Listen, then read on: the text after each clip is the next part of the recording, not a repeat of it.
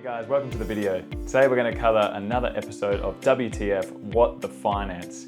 In this topic, what we talk about is all the financial terms out there and breaking them down to simple understanding and finding out a little bit more about what they mean so you can help make better investment decisions. In today's episode, we're going to talk to you a little bit more about the term beta.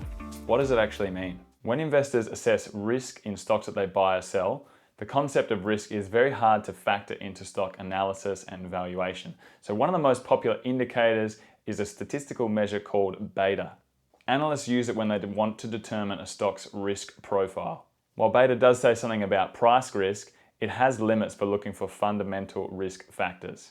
By definition, the market, such as the S&P 500 index, has a beta of 1, and individual stocks are ranked according to how much they deviate from the market trends. By definition, the market, the S&P 500 index, has a beta of 1, and individual stocks are ranked according to their deviation from the market itself. A stock that swings higher than the average of the market has a beta above 1.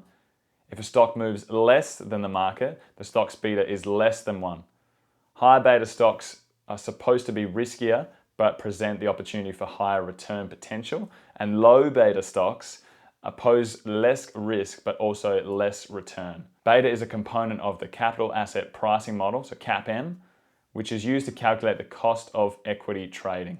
CAPM model uses the total market return average and the beta value of a stock to determine the rate of return that a shareholder might receive from investing in that stock, and also the risk of the investment. Using this way, the beta can help measure the stock's expected either rate of return or the risk of the actual investment itself. Ultimately, it's important for investors to make the distinction between short-term risk, where beta and price volatility are useful, and longer-term, more fundamental risk, where the big picture risk factor tells more of a story.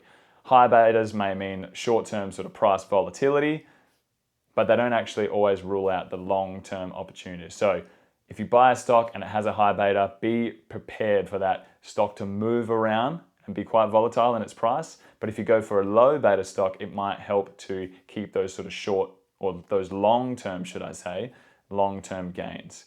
So you can actually look at what stocks are in your portfolio if you have an investment portfolio and how those betas align. If all the betas are high, you're probably going to experience many price volatilities. So what you would look for is getting your portfolio very close to around that 1 mark, and that would ensure that you're going to have the best hold for any sort of market situation. Again, the aim of the game with investing is to reduce your risk impact in the long term. So if you're putting all of your money towards high beta stocks and then you can't sleep at night because the prices are moving around so abruptly, then you're probably going to want to put lower beta stocks into your portfolio as well. So hopefully this has helped you understand the concept of beta, and maybe it'll help you make better decisions based on your investment. If you're trying to build a portfolio, you need to have an equal balance of things in there so that you're not going to be up to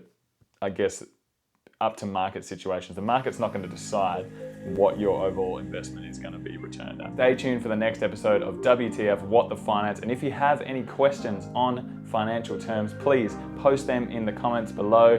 While you're waiting, check out some videos. Here's my last one, and here's one that's best suited for you. Appreciate all the love, guys. Please comment, like, support the channel. It's the best way to help me get out there with my content.